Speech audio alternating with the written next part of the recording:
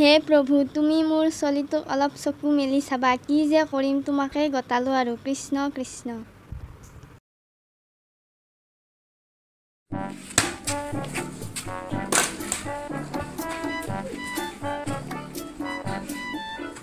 হে প্ৰভু কি যে কপাল সাধিছো মই আছে গুৰু নাপাই ভাল তাত কই নাখাই ভাল শিখৰ দেৱতা তোমাৰ বাহিৰে মোৰ আৰু কোনোৱে নাই তুমি মোক কৰি থৈ নাযাবা জয় শিখৰ দেৱতা জিন্দাবাদ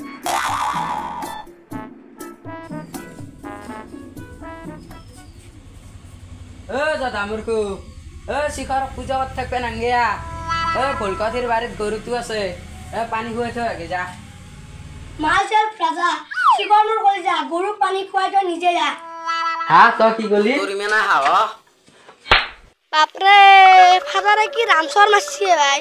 এৰে কথা দেখোনে উফ গেছিলে কিবা কৰি কেংকি আৰু বা পানী খুৱাই কাণ সমনীয়া বেটাটো থাকান্তে সি ঘৰৰ কাম আধা কৰিম বুলি ক'বা লাগছিল কি কাম কৰব মই কাম কৰা আনি উল্টে দিবে সঁচাই ফাদাৰে আৰ বেলেগ মানে বিচৰি নাখলাক কলি যুগত ৰাৱণটোকে বিচৰি পালাক চালা মোৰে আৰ ভাগ্য বেয়া ল গৰু তোৰ লগতো মোৰাৰ গৰু পাই খা পানী গেলি শুনছনা প্ৰিয়াঞ্চি গিলাস পানী দেচোন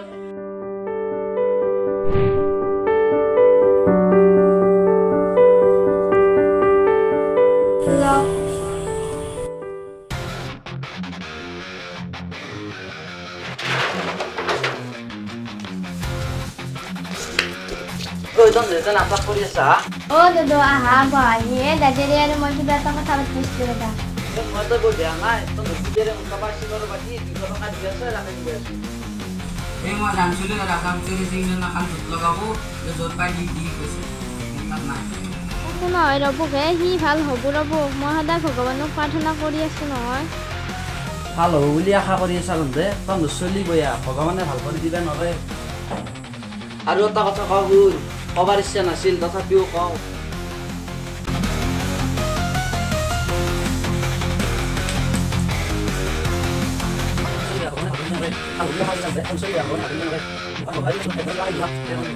গম পালি এতিয়া তহঁতৰ চলি কি কাণ্ড কৰি ফুৰে এই কৰছে নেকি নাজি আহক তহঁতে যিগৰ আগত থাকবি মই পইচাটো দি মোৰ দেৰি হৈছে যাব লাগে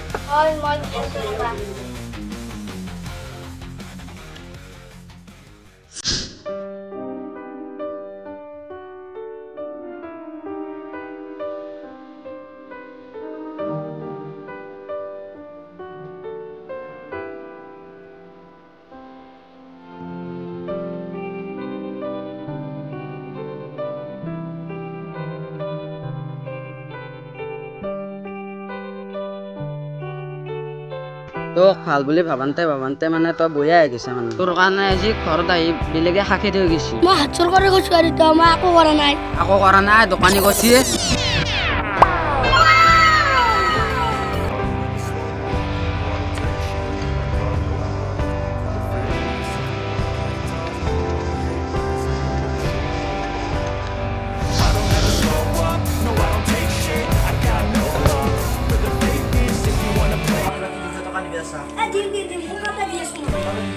আজি দদ আহি ইগলা কৈ গেছি ঘৰত মায়েৰৰ কাৰণে তই বহুত লাই পাই গৈছা তই এতিয়া এংকি বান্ধাই থাক দিনটো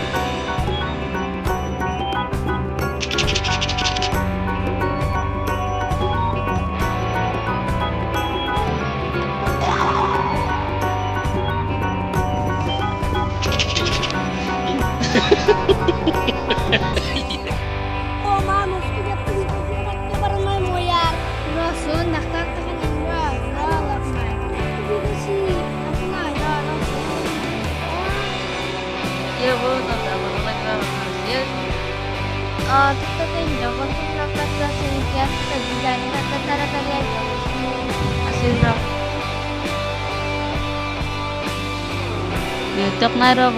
এই হাবাকে যা ফোন করি আও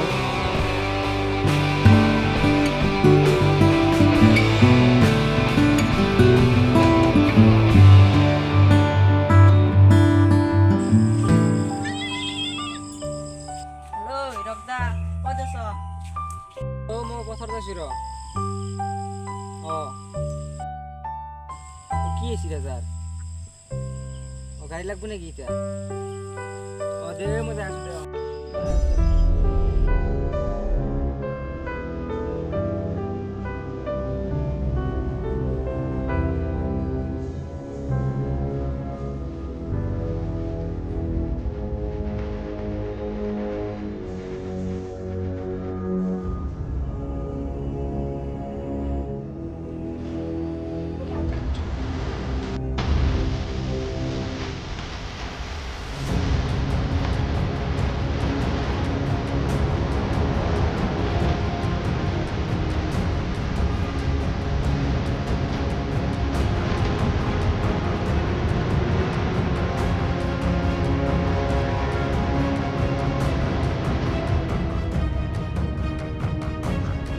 নরো यार একটা খুশি মুগা শিকর পাখাবি আর এমন নরো শিকর পাখাবি ভালো না यार শিকর পাখাবি কি খুশি দেখলাম না খাবে নমস্কার কি আছে কি খুশি নরো আছে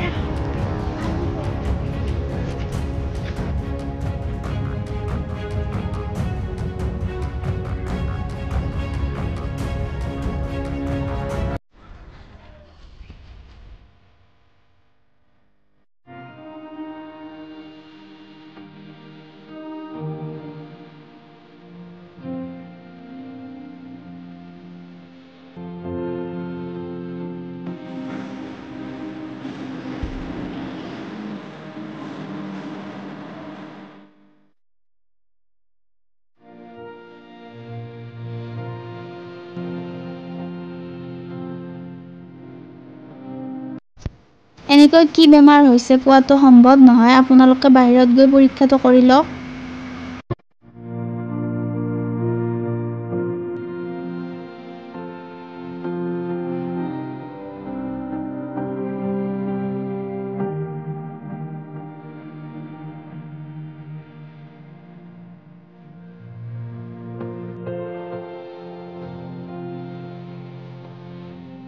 এক্সকিউজ মি পেচেণ্টৰ গাৰ্জেন কোন হয় বাইদেউ আমিয়ে যাওঁ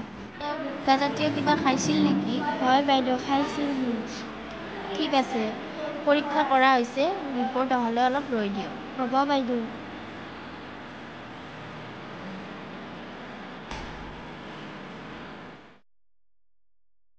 ঐ তন দেহতে যে ৰখি আছে ডাক্তাৰে কি ক'লাকে ডাক্তাৰে পৰীক্ষা কৰি আছে ৰিপৰ্ট আহিলে অলপমান মেডিচিন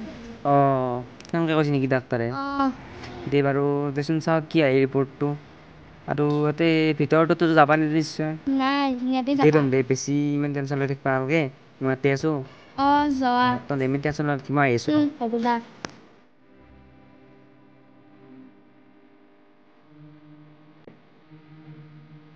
একচুৱেলি তেওঁৰ এটা কিডনী ডেমেজ হৈ গৈছে আনটো কিডনীত স্পট পৰিছে আপোনালোকে সোনকালে অপাৰেশ্যনৰ ব্যৱস্থা কৰক অপাৰেশ্যনৰ বাবে আপোনালোকক 3 লাখ টকাৰ প্ৰয়োজন হ'ব সেইটো আমাৰ কাউণ্টাৰত অতি শীঘ্ৰে জমা কৰক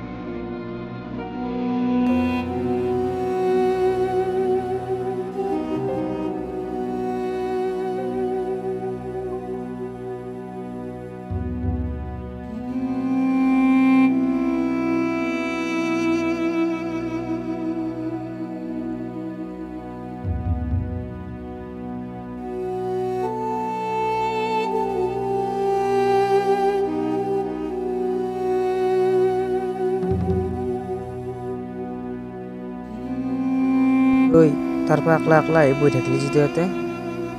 ক'ত পাম মই ইমান পইচা ঘৰৰ বেচিব লগা একো নাই ভগৱান তুমি কিবা এটা সহায় কৰা আৰু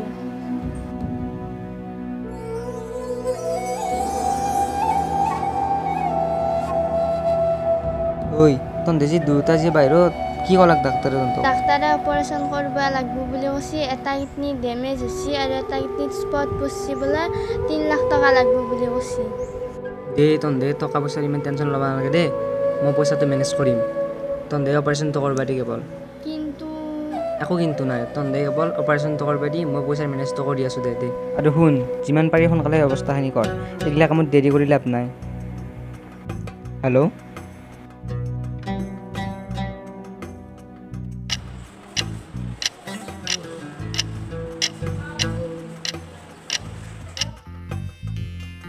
অপাৰেশ্যন সাকসেসফুল এতিয়া চিন্তাৰ কোনো কাৰণ নাই আপোনালোকে তেওঁক অতি সোনকালে ইয়াৰ পৰা লৈ যাব পাৰে